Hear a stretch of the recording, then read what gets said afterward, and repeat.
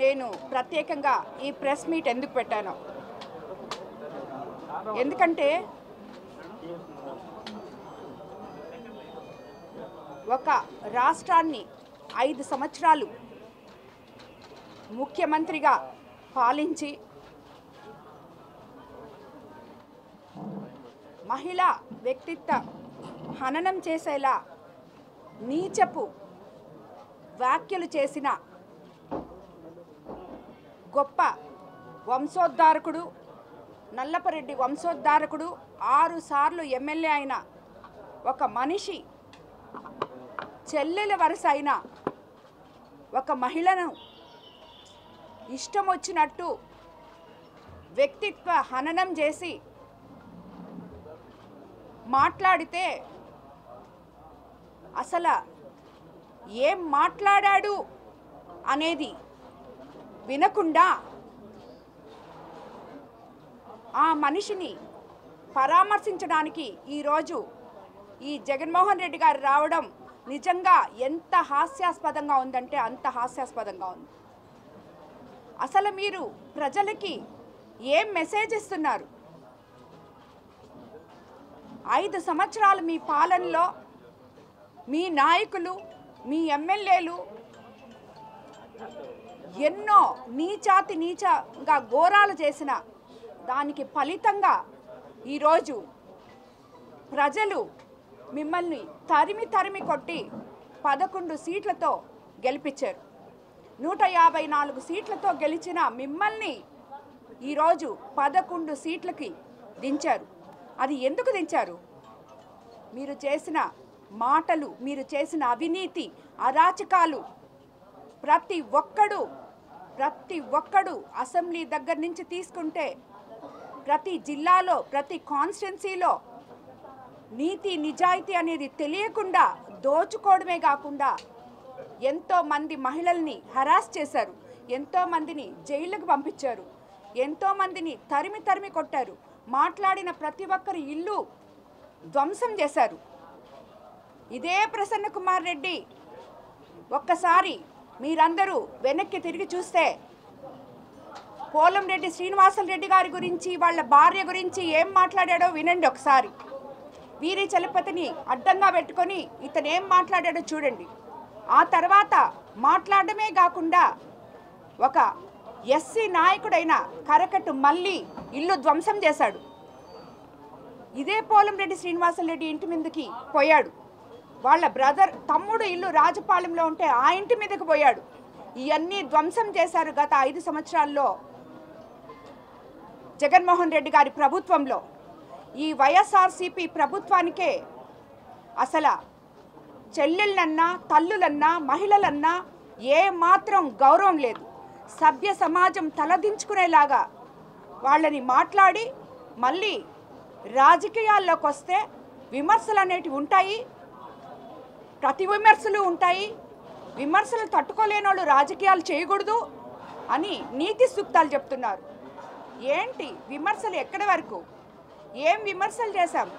రాజకీయంగా నువ్వు 6 సార్లు ఎమ్మెల్యేగా ఉన్నావు కాబట్టి 6 సార్లు ఎమ్మెల్యేగా నువ్వు కోవూరు నియోజకవర్గం నుంచి నువ్వు ప్రాతినిధ్యం వహించావు కాబట్టి నిన్ను 54,000తో ఓడించి గెలిచాను కాబట్టి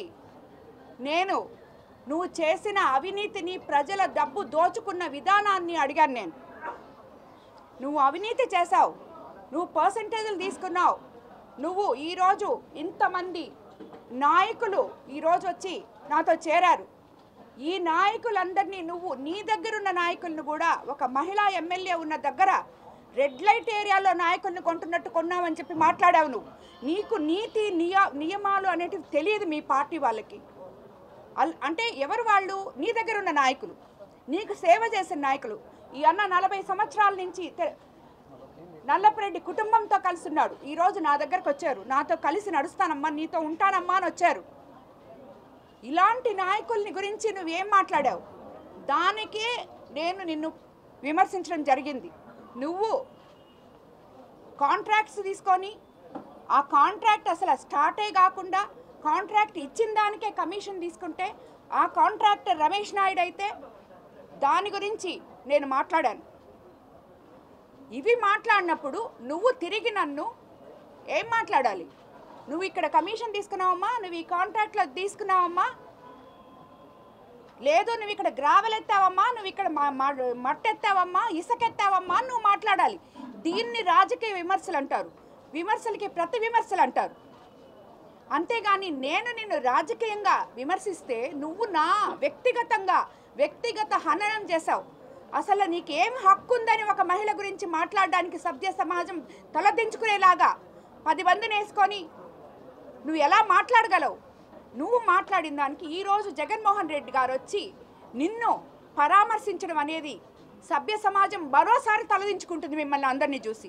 ఇలాంటి వైఎస్ఆర్సీపీ పార్టీనా, ఇలాంటి నాయకులనా మనం 5 సంవత్సరాలు వీళ్ళకా పట్టం కట్టింది అని చెప్పి ఆలోచిస్తున్నారు ప్రతి ప్రజలు. ఈరోజు దేనికి మీ ఓదార్పు యాత్రలు? ఎవరిని పరామర్శించడానికి మీ ఓదార్పు యాత్రలు? ఇలాంటి వాళ్ళని పరామర్శించడానికా? వాళ్ళకి మీరు చెప్పినట్టే వాళ్ళకి అమ్ముంది, వాళ్ళకి భార్య ఉంది, వాళ్ళకి చెల్లెళ్ళు ఉన్నారు, అక్కల చెల్లెళ్ళు ఉన్నారు, అందరూ ఉన్నారు. వాళ్ళ అక్కల చెల్లెళ్ళే రాజకీయంలోకి వచ్చుంటే, వాళ్ళ అమ్మే రాజకీయంలోకి వచ్చుంటే, వాళ్ళ భార్య రాజకీయంలోకి వచ్చుంటే ఎవరైనా ఇలా విమర్శిస్తే మీరు గమ్ముకుంటారా? మీరు ఎంత దిగజారుడుతనం మీద ఉందంటే ఈ మాటలు మీరు మాట్లాడిన దానికి నిన్నగాక మొన్న నేను ఎమ్మెల్యే అయిన కాన్స్టిట్యున్సీలో కార్యకర్తలే కడుపులో మండిపోతుందమ్మా అని చెప్పారు. అలాంటిది ఒక నాయకులుగా ఉండి ఒక రాష్ట్రాన్ని 5 సంవత్సరాలు ముఖ్యమంత్రిగా ఏలి 6 సంవత్సరాలు ఎమ్మెల్యేగా ఉండి ఇలాగ మాట్లాడకూడదు అనే నీతి కూడా మీకు తెలీదా? అది కూడా మీరు ఆలోచించలేకపోయారా? ఈరోజు చంద్రబాబు నాయుడు గారు కానీ లోకేష్ బాబు గారు కానీ అహర్నిశలు ప్రజల కోసం మీరు చేసిపోయిన విధ్వంసాన్ని సరిదిద్దుకుంటూ కష్టపడుతూ ప్రజల కోసం, పేద ప్రజల కోసం పాటుపడుతుంటే మీరు మాట్లాడితే రెడ్ బుక్ రాజ్యాంగము ఏంటి? రెడ్ బుక్ రాజ్యాంగం మీరు చేసిన తప్పులే ఈ రెడ్ బుక్ రాజ్యాంగాలు. ఇవన్నీ మీరు తప్పులు చేయలేదా? ఎక్కడ చేయలేదు. ఏ కాన్స్టిట్యున్సీలో తప్పు చేయలేదు మీ ఎమ్మెల్యేలు చూపించండి. ప్రతి దగ్గర చేస్తున్నారు, అందరి దగ్గర సాక్ష్యాలు ఉన్నాయి కాబట్టే నీతి నియమాలతో ఏ అరెస్ట్ జరిగినా ఆ అరెస్ట్ వెనుక ఎన్నో ఉన్నాయి. ఇలాంటి నెల్లూరు జిల్లానే వైసీపీ తుడిచిపెట్టుకోవడానికి ఇలాంటి అచ్చొచ్చిన ఆంబోతులు చాలామంది ఉన్నారు ఇక్కడ. ఈ నెల్లూరు నుంచి అనైతేనేమి మాట్లాడడం తప్పితే అసలు అతను ఏం మాట్లాడుతున్నాడో తెలియని ఈ అనిల్ కుమార్ యాదవ్ ఒకడు, ఈరోజు ఈ ప్రసన్న కుమార్ రెడ్డి ఒకడు. వాళ్ళు అసలు ఏం మాట్లాడుతున్నారు? దేని గురించి మాట్లాడుతున్నారు? మాకు నోరుంది కదా మేము మాట్లాడతాం, మమ్మల్ని ఏం చేస్తారు, ఎవరేం చేస్తారు అని మాట్లాడితే సరిపోతుందా? మీ ఇళ్లలో తల్లి చెల్లి లేరా? కాబట్టి ఇదంతా కరెక్ట్ కాదు అని చెప్పి నేను చెప్తున్నాను. అదేవిధంగా ఈరోజు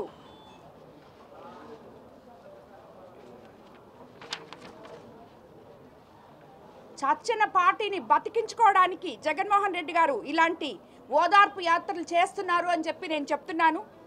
తీర్థయాత్రలు చూసాం, జైత్రయాత్ర చూసాం, విజయయాత్ర చూసాం, దండయాత్ర చూసాం, ఓదార్పు యాత్ర కూడా చూసాం. జగన్మోహన్ రెడ్డి జైలు యాత్రలు, నీచపు పరామర్శలు చూస్తుంటే నిజంగా మాలాంటి మహిళలంతా సిగ్గుతో తలదించుకోవాలనిపిస్తుంది. ఎక్కడ మీరు మహిళలకు గౌరవిస్తున్నారు? రాబోయే రోజుల్లో 33% రిజర్వేషన్ ఉంది. ఎంతోమంది ఉన్నత కుటుంబాల్లోంచి స్త్రీలు బయటకు వచ్చి రాజకీయాల్లో అడుగుపెట్టబోతున్నారు. వాళ్ళందరికీ ఏంటి ఇన్స్పిరేషన్? మాలాంటి మేము ఎంతో ధైర్యం చేసి బయటకు వచ్చి నాయకులుగా ఎదుగుతూ సేవ చేయడానికి వచ్చిన వాళ్ళం. మేము నాయకులుగా మేము సేవ చేయడానికే రాజకీయాల్లోకి వచ్చాము అన్న విషయం అందరికంటే బాగా జగన్మోహన్ రెడ్డి గారికి మాత్రమే తెలుసు. మొట్టమొదట ఆయనకే తెలుసు. వేమిరెడ్డి ప్రభాకర్ రెడ్డి గారంటే ఏంటో ఆయనకే తెలుసు. ఈరోజు విపిఆర్ గారు ఇక్కడ నెల్లూరులో క్వాడ్స్, ఇసుక, సిలికా చేస్తున్నాడని మాట్లాడుతున్నాడు. ఈరోజు మాట్లాడాడు ఆయన. ఎవరో స్క్రిప్ట్ రాసిస్తే చదువుకున్నట్టున్నారు. లేకపోతే నిన్న రాత్రే చెప్పారు క్లియర్గా విపిఆర్ గారు, నాకు క్వాడ్స్కి ఎటువంటి సంబంధం లేదు, 400 కోట్లతో 500 కోట్లతో ఫ్యాక్టరీ పెట్టబోతున్నాను, ఆ ఫ్యాక్టరీ యువతకి ఉపాధి కల్పిస్తుందని, అది కూడా మారుమూల గ్రామాల్లో పెట్టబోతున్నాం, దానికోసం నేను ఫలాంది చేశాను. ఈరోజు ఇటువంటి నీచులందరూ మాట్లాడిన దాని మాటల కోసం నాకు అవసరం లేదు, నేను దాన్ని వదిలేస్తున్నాను అని చెప్పి నిన్ననే ప్రెస్ మీట్ పెట్టడం జరిగింది. అందరికన్నా ముఖ్యంగా వేమిరెడ్డి ప్రభాకర్ రెడ్డి గారు ఏంటో, ఆయన నీతి నిజాయితీ ఏంటో, ఆయన ఎక్కడి నుంచి ఆయనకి ఆదాయం వస్తుందో అన్నీ జగన్మోహన్ రెడ్డి గారికి తెలిసినంత బాగా ఇంకెవరికి తెలియదు. అటువంటి ఆయన పక్కన నలుగురిని పెట్టుకొని ఈరోజు విపిఆర్ గురించి మాట్లాడడం నిజంగా చాలా హాస్యాస్పదంగా ఉంది. ఇది ఒక్కటే కాదు, చంద్రబాబు నాయుడు గారు ఎక్కడెక్కడి నుంచో లోకేష్ బాబు గారు పరిశ్రమలు తీసుకొచ్చి మన దగ్గర పెట్టి మన బిడ్డలకి ఉపాధి కల్పించాలని చూస్తుంటే వీళ్ళు మేమొస్తే అది చేస్తాం, మేమొస్తే ఇది చేస్తాం అంటే ఏమని మీరు చేసేది? రాబోయే ఇండస్ట్రియల్ వాళ్ళకందరికీ బెదిరిస్తున్నారా మీరు? ఈ బెదిరింపులు ఎవరు వినరు, ఎవరు బెదిరిపోరు. అన్నిటికన్నా ముఖ్యంగా మీరు ఈ మాదిర జైలు యాత్రలు చేస్తుంటే 3 రోజుల నుంచి పోలీసులు ఒళ్ళు హోనం చేసుకొని తిరుగుతున్నారు. ఎందుకు తిరుగుతున్నారు? మీకొచ్చే జనాన్ని ఆపడానికి కాదు వాళ్ళు తిరుగుతుండేది. మీ దగ్గరికి డబ్బులు ఇచ్చి తోలించుకున్న జనాన్ని ఎక్కడ ఎవరికి దెబ్బలు తగులుతాయో మీకైతే మీ మనుషులు, మాకు అందరూ చంద్రబాబు నాయుడు గారి ప్రభుత్వంలో ప్రతి మనిషి ఆయనకి కావాల్సినోడే. వైఎస్ఆర్సీపీ మనిషా, తెలుగుదేశం మనిషా, ఇంకొక పార్టీ మనిషా అని చూడరు. ప్రతి మనిషి క్షేమం కోరుకునే నాయకులు చంద్రబాబు నాయుడు గారు. దానివల్ల ఏ మనిషి కూడా ఇబ్బందులు పడకూడదు అనే ఉద్దేశంతో ఈ పోలీస్ ప్రొటెక్షన్ ఇచ్చారు. అంతేగాని మీ మనుషులు వస్తున్నారు వాళ్ళని ఆపాలి, ఈ మనుషులు వస్తున్నారు వాళ్ళని తరమాలి, అది కాదు మా ఉద్దేశం. ఏ మనిషి కూడా ఇబ్బంది పడకూడదు. ఒకసారి అక్కడ జరిగింది, మొన్న నర్సరావుపేట దగ్గర అక్కడ పోయినప్పుడు జరిగింది, ఇంకోసారి ఇంకోటి జరిగింది. ఇక్కడ ఏది జరగకూడదు, అటువంటి విపత్తులు మన ప్రజలకి రాకూడదు. మనం అధికారంలో ఉన్నప్పుడు ప్రజల్ని క్షేమంగా చూసుకోవాలి అనే ఉద్దేశంతో ఇంత పోలీస్ ప్రొటెక్షన్ పెడితే ఆ పోలీసుల గురించి ఎట్టబడితే అట్టు మాట్లాడుతున్నారు. వాళ్ళు భార్య బిడ్డల్ని వదిలేసి మన కోసం ఎంతో సేవ చేస్తున్నారు. అలాంటి వాళ్ళ గురించి మీ దగ్గర ఉన్నారు పోలీసులు, మీరు చేశారు, మీ దగ్గర కూడా ఉన్నారు కదా, మీ దగ్గర పనిచేసిన వాళ్ళే ఈరోజు కూడా ఉన్నారు. వాళ్ళని పట్టుకొని ఈరోజు మీరు ఇలా మాట్లాడుతున్నారంటే దానికి అర్థం ఏంటి? ఇక్కడ ఎన్నో పరిశ్రమలు తీసుకొచ్చి అభివృద్ధి చేయాలని చెప్పి చూస్తుంటే ఆంధ్రప్రదేశ్కి జగన్మోహన్ రెడ్డి గారు ఒక సైంధవుల్లాగా వ్యవహరిస్తున్నారు. అదేవిధంగా నెల్లూరు జిల్లాకి ఈ అనిల్ కుమార్ యాదవ్, ఈ ప్రసన్న కుమార్ రెడ్డి ఇలాంటి ఇక్కడున్న వాళ్ళు సైంధవుల్లాగా అడ్డుపడి జిల్లా అభివృద్ధిని అడ్డుకుంటున్నారు. కానీ ప్రజలు ఆల్రెడీ ఎప్పుడూ లేని విధంగా నెల్లూరు జిల్లాలో 10కి 10 సీట్లు ఇచ్చారు. అదే మాదిర ఎప్పుడూ కంటిన్యూ అవుతుంది. ఎందుకంటే జనానికి తెలుసు మీరేంటో, మీ ప్రవృత్తి ఏందో, మీ వృత్తి ఏందో. ఏ రోజైతే ఒక మహిళ చేత మీరు తల్లి కావచ్చు, చెల్లి కావచ్చు, చెల్లి వరుస కావచ్చు, ఏ మహిళ చేత అయితే మీరు కన్నీళ్లు పెట్టించారో ఆ మహిళల ఉసురు ఊరికే పోదు. భగవంతుడు అనేవాడు ఉన్నాడు, ఆయనే చూసుకుంటాడు మీరు చేసే తప్పులన్నీ. కానీ మరోసారి నేను చెప్తున్నాను, జగన్మోహన్ రెడ్డి గారు ఇది కరెక్ట్ కాదు. ఇలాంటి నాయకుల్ని సమర్థించబాకండి. ఇలాంటి నాయకుల్ని సమర్థిస్తే ఇప్పుడే కాదు ఇంకా ఒక 30 ఏళ్ళు కూడా మీరు అధికారంలోకి రాలేరు. ఎందుకంటే మాట్లాడే వాళ్ళని తప్పు చేసినప్పుడు నువ్వు తప్పు చేశావు అని చెప్పేవాడే నాయకుడు. తప్పు చేసినా సమర్థించుకునేవాడు నాయకుడు అనిపించుకోడు. అదే ఈరోజు చంద్రబాబు నాయుడు గారు ఎవరు తప్పు చేసినా, ఏ ఎమ్మెల్యే తప్పు చేసినా, ఏ నాయకుడు తప్పు చేసినా ఇమీడియట్గా పిలిచి ఎందుకు ఇది చేస్తున్నారు, మీ పద్ధతి మార్చుకోండి, సరిగా లేదు అని చెప్తున్నారు. మీరు ఏ రోజైనా అలా చెప్పారా మీ నాయకులకి? ఎవడు తప్పు చేస్తే వాళ్ళని సపోర్ట్ చేసి ఇంకా కొంచెం తప్పు చేయండి అని చెప్పి వాళ్ళందరినీ మీరు ఉద్ధరిస్తున్నారు. కాబట్టి మీరు ఓదార్పు యాత్రలు చేయడంలో నేను తప్పంటలేదు, జైలు యాత్రలు చేయడము తప్పంటలేదు. కానీ ఎందుకు చేస్తున్నారో, ఎవరి కోసం చేస్తున్నారో ఒకసారి ఆలోచించి చేయండి. అవతలి వాళ్ళు ఏం తప్పులు చేస్తున్నారో తెలుసుకోండి. 6 సార్లు ఎమ్మెల్యే అయినంత మాత్రాన, నల్లపరెడ్డి శ్రీనివాసులరెడ్డి గారి కొడుకైనంత మాత్రాన అతని వల్ల అతని కుటుంబం పరువంతా పోయింది కానీ ఏమీ మిగల్చలేదు. ఎందుకంటే ఎవరు కూడా ఈ ఒక మహిళ గురించి ఇలాగ మాట్లాడడం ఎవరు హర్షించరు. ఏమి మోసాలు చేసావో అవి నేను నిరూపిస్తా. నువ్వు మాట్లాడిన దాన్ని నువ్వు వెనక్కి తీసుకోగలవా?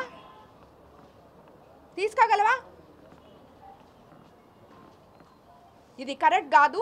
ఇలాంటి వాళ్ళ కోసం మీరు ఇంత వ్యయ ప్రయాసలు కోర్చి ప్రభుత్వ ధనం మొత్తం వ్యర్థం చేసి ఇలాగా రావాల్సిన అవసరం లేదేమో అని నేను అనుకుంటున్నాను. కాబట్టి మరోసారి ఇలా మహిళలకి, ఏ మహిళకు కూడా నాకు జరిగిన అన్యాయం జరగకూడదు. దానికోసమనే ఇంతమంది మహిళలు ఈరోజు వైఎస్ఆర్సీపీలో ఉన్న నాయకులు 40 ఏళ్ళ నుంచి ఉన్న వాళ్ళందరూ ఈరోజు వచ్చి మళ్ళీ ఈరోజు కూడా నాతో కలిసి నడుస్తామని చెప్పి వచ్చారు. అందరికీ నమస్కారం.